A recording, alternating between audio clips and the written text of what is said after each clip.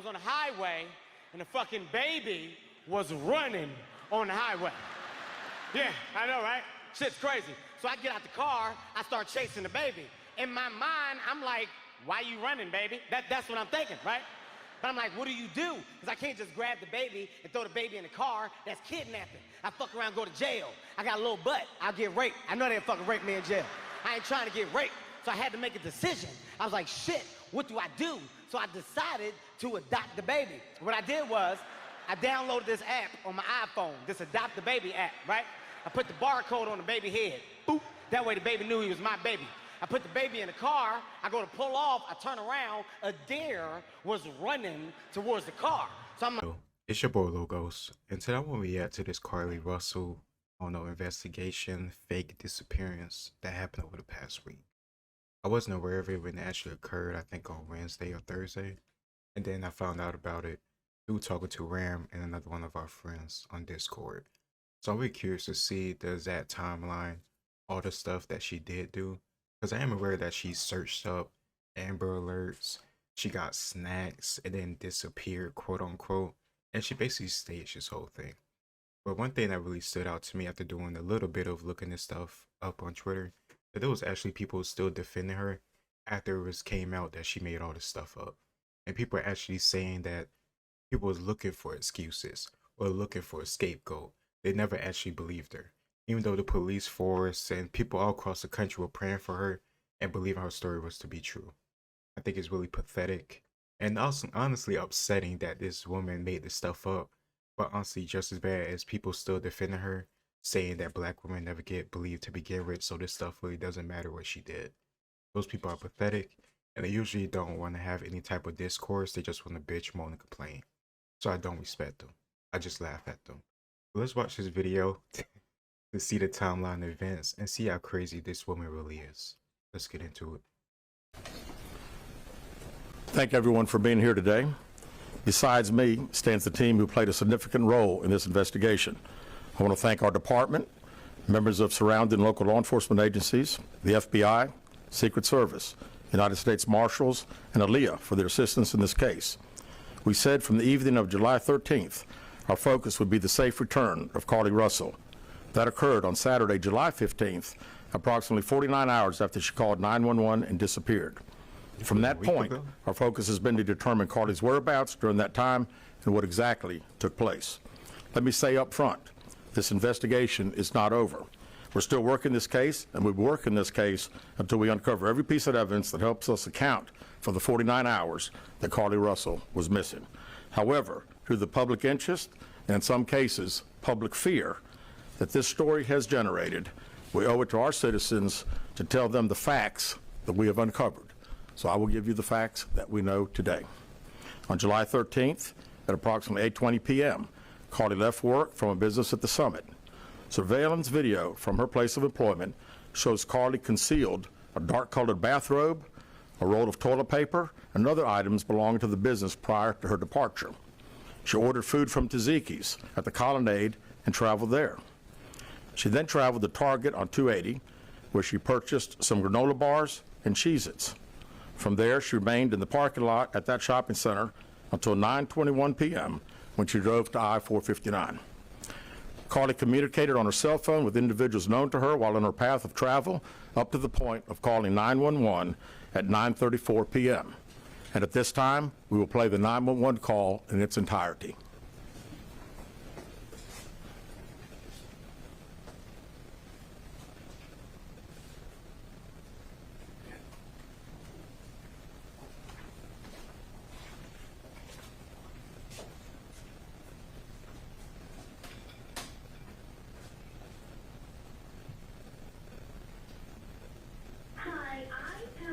Interstate 459, and there's just a kid just walking by themselves. Oh, hold on. Where on 459 are you?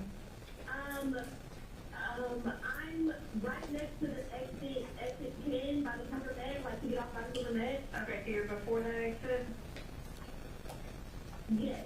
Okay, and were you headed southbound or northbound? I think towards Tuscaloosa or towards 280?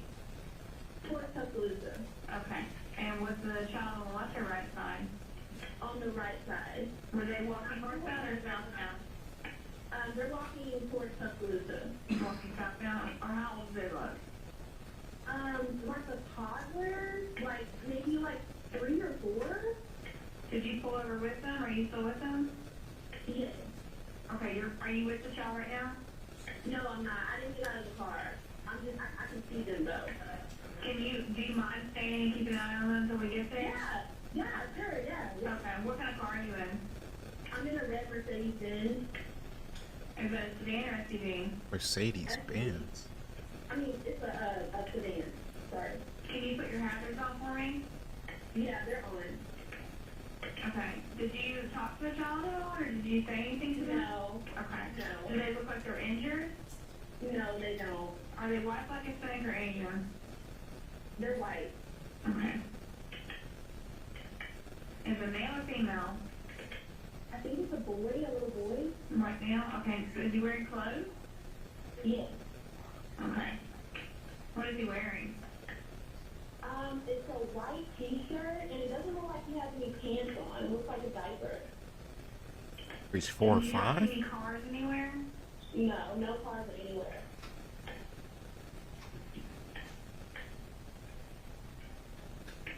Okay. All right. What's your name? My name is Carlee Russell. And you don't see any injuries on the child from where you're at, correct? No, but I can't really see them that good. Okay, try to keep an eye on them for the best that you can, because I don't want you to lose track of them. Okay. All right, and do they have shoes on? No. Shoes? Not that I can see. I can't really see that. Look. Okay. All right, I've got them on the way, okay? Just try to keep an eye on them, but the officers are on the way, okay? Okay, thanks. Thank you. Okay, bye. Carlee called a relative after speaking with the 911 operator. She went missing during that conversation sometime after 9:36 p.m. Okay, there we go. I want to know at what time this whole thing occurred, because when Ram and our friend was telling me about this in Discord, the first thing that popped up in my head was, this sounds like some bullshit, because I've driven on the highway, like I'm sure you have, many times, especially the interstate. And I'm going so fast, it is hard for me to clearly make out the details of what's coming at me, unless I'm already coming up on it. So the whole idea that this woman could see a baby on the side of the road while driving on the highway sounded like bullshit to me. And at that point, it sounded like BS to me when she said during daytime. Now that it's confirmed that it was like probably around nighttime, because it was like 9:38 p.m. that I think he just said when she disappeared, quote unquote, after talking to a family member. So that's mean like it must have been like 8 o'clock, 8:30 something when she called the police, I think. I can't remember the exact time, but either way, it just sounds completely ridiculous that she could have made out this baby on the road on the right side while driving pretty damn fast, and nobody else could have located or seen this baby. There was no other 911 calls about it. There was nobody else, I don't know, stopped on the side of the road trying to stop cars from keep going so they don't hit the baby. There was no hazard lights from cars on the side of the road trying to get the baby. There was nothing at all. Then she said the baby or the toddler had a diaper on, but then she said it was like 4 or 5 years old, or maybe 3 years old. I don't know. I think that's just a little bit too old to be wearing a diaper. But I don't know. I'm not a father, so I could be just wrong on that. But either way, when this whole details of it first was told to me, it just sounded like BS just because of the time frame in the situation. Driving fast on the interstate or the highway, you see a small baby, and somehow, someway, that baby didn't get seen by anybody else, and that baby didn't be crazy enough or fearful enough or something to cross into the interstate or into the highway. Like, it just sounded like BS to me. But whatever. It turns out it was BS, but of course not everybody gonna see that. Traffic camera footage was obtained which depicted this portion of the incident, and that footage was analyzed as part of the investigation in conjunction with the 911 call and cell phone data to accurately determine the time frame. Carlee's 911 call remains the only report of a child on the interstate, despite numerous vehicles passing through the area at that time. Thank you. No one has called to report that a child is missing, and the Hoover Police Department did not locate any evidence of a small child Shocking. walking down the interstate. Data from Carlee's phone, including her Life 360 app, shows that she traveled approximately 600 yards in her vehicle while she was on the phone with 911, stating that she was following a child. 600 yards. That is 6 football fields straight, 600 yards. The Hoover 911 Center received a second call from Carlee's mother stating that a relative was on the phone with her when they heard Carlee scream, and then they had an open phone line. Hoover police officers arrived on the scene within 5 minutes of being dispatched, and several other officers arrived shortly. They located Carlee's wig and cell phone in the grass near the vehicle. Her purse was located in the front seat of her vehicle with her Apple Watch in the purse. The food she ordered for Tzatziki's was also in the car. The items she purchased from Target, as well as the items taken from her place of employment, were not in the vehicle, nor were they located anywhere around the scene. Hoover police deployed all available. So her fake disappearance supplies was taken with her so she could be gone for 48 hours and not be hungry or have to worry about being dirty when she used the bathroom. Like, this woman clearly played it all out, planned it all out, and I think hopefully we're going to get to the part where she searched up actual stuff related to doing this. It's so funny and stupid. Assets from the point in the search for Carlee. Additional resources were called in to include our own drone unit, crime scene investigators. Numerous detectives responded to the scene. Throughout the day Friday, officers from surrounding local and federal agencies assisted Hoover police in the search for Carlee Russell. Officers returned to the scene on 459 to conduct a thorough line search for evidence. K-9 teams from the Jefferson County Sheriff's Department responded to check for any sign of Carlee, the child that she claimed to see, and anything else that could be considered evidence in this case. Those searches all turned up empty. Private citizens, including search parties organized by her family, friends, began looking everywhere that they could to find any trace. These searches took place throughout the day Friday and again on Saturday, yielding nothing. At 10:44 p.m. on July 15th, the Hoover 911 Center receives a call from Carlee's residence stating that she returned home on foot. In subsequent investigations, detectives obtained surveillance footage of Carlee walking down the sidewalk alone prior to arrival at her residence. She was conscious and speaking with paramedics when she was transported to UAB. Detectives were able to obtain a brief statement from her prior to being treated and released. During the statement, she told detectives that while traveling down the interstate, she saw a baby walking down the side of the road and called 911. She stated when she got out of her vehicle to check on the child, a man came out of the trees and mumbled that he was checking on the baby. She claimed that the man then picked her up and she screamed. She stated he then made her go over a fence. She claims he then forced her into a car, and the next thing she remembers is being in the trailer of an 18-wheeler. She stated that the male was with a female. However, she never saw the female, only hearing her voice. She also told detectives she could hear a baby crying. Detectives, the male had orange hair with a big bald spot on the back. She said she was able to escape the 18-wheeler and fled on foot, only to be captured again and was put in a car. She claimed she was then blindfolded, but was not tied up because the captor said they did not want to leave impressions on her wrists. She said that they took her into a house and made her get undressed. Why would some criminals, some kidnappers, potential human traffickers care about some, wrist depressions, a little bit of bruising on your wrist? All the other stuff they're going to do to you is, it made that going to look insignificant. You're not going to remember that stuff if they're true criminals. But they care about your wrists and you being comfortable. If they care about you being comfortable, they wouldn't have kidnapped you. But okay. She believes they took pictures of her, but she does not remember them having any physical or sexual contact. She stated the next day she woke up and was fed cheese crackers by the female. She said the woman also played with her hair, but could not remember anything else.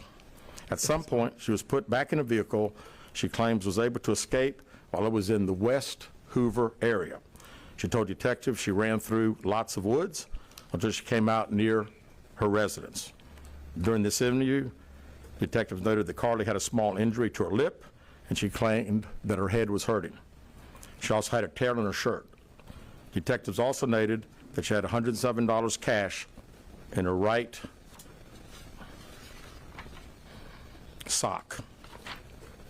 Out of respect for Carlee and her family, detectives did not press for additional information in this interview and made plans to speak with her in detail after giving her time to rest. Detectives continue analyzing data from Carlee's cell phone that was left behind at the scene. We enlisted the help of the United States Secret Service in conducting this analysis. Part of what data included several internet searches in the days leading up to their disappearance that I think are very relevant to this case. On July 11th at 7:30 a.m., the term, "Do you have to pay for an Amber Alert?" was searched. On July 13th at 1:03 a.m., the day of her disappearance, the term, "How to take money from a register without being caught," was searched. On July 13th at 2:13 a.m., the day of her disappearance, the term, "Birmingham bus station," was searched. Oh my God. On July 13th, 2:35 a.m., a search for a one-way bus ticket from Birmingham to Nashville was conducted with a departure date of July 13th. On July 13th at 12:10 p.m., a search for the movie Taken, a film about abduction, was conducted. There were 2 searches related to Amber Alerts on a computer at Carlee's place of employment, including one regarding the maximum age of an Amber Alert. There were other searches on Carlee's phone that appeared to shed some light on her mindset, but out of respect for her privacy, we will not be releasing the content of those searches at this time. We've asked to interview Carlee a second time, but have not been granted that request. As you can see, there are many questions left to be answered, but only Carlee can provide those answers. What we can say is we've been unable to verify most of Carlee's initial statement made to investigators, and we have no reason to believe that there is a threat to the public safety related to this particular case. Thank you very much. Wow, I'm shocked. It's as, I don't know, believable as Juicy Smuliett saying that he was in Chicago at 2:30 a.m. during winter time, I think, getting Subway. And then somehow, some way, some MAGA guys in MAGA hats and I guess a whole bunch of more Trump gear say, "Aren't you that fag from Empire or something like that?"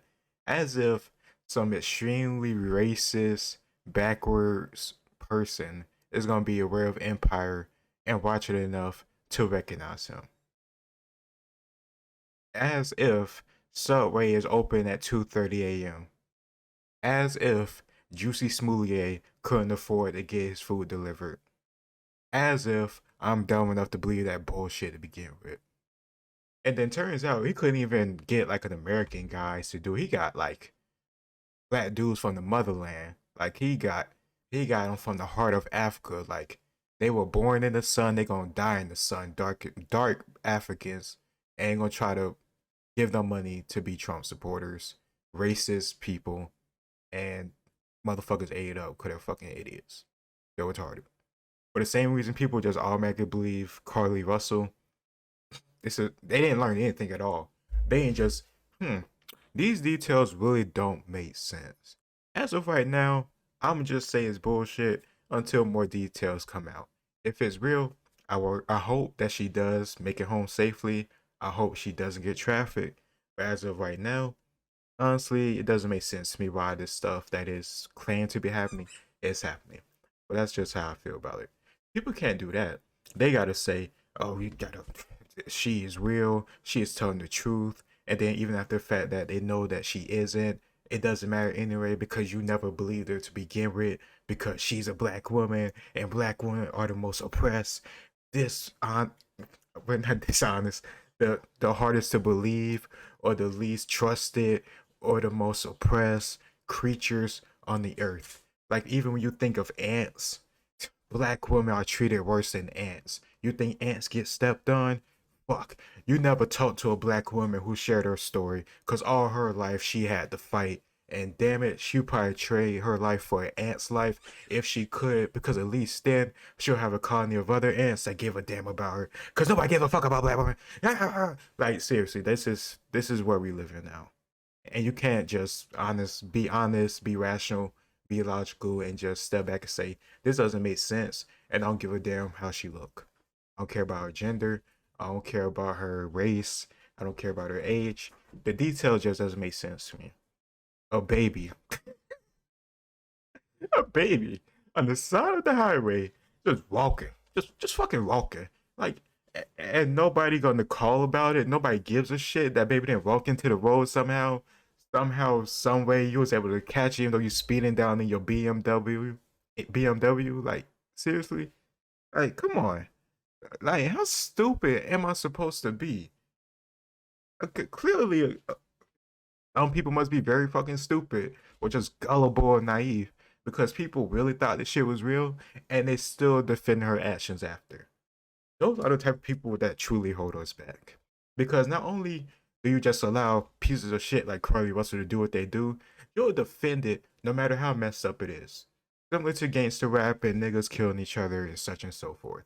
You'll talk about everything else, systematic racism, oppression, you got PTSD from slavery, even though you was never a slave, but you won't talk about all the stuff that happened in our communities. You're not talking about the behaviors we're doing. It's just idiotic. Straight up idiotic. But I don't know. Nah, fuck that. I do know. She's a dumbass. If you believed her, please, I don't know what you should read. I don't know what you should, I don't know, study or practice. I'm not a fucking guru, but analyze what the hell these people tell you before you just say, she must be right. She's one of us. Whatever that means. Give me a damn break. Give me a damn break. But whatever. It's your boy Logos. Like, share, and subscribe, and I'll see you next time. Peace.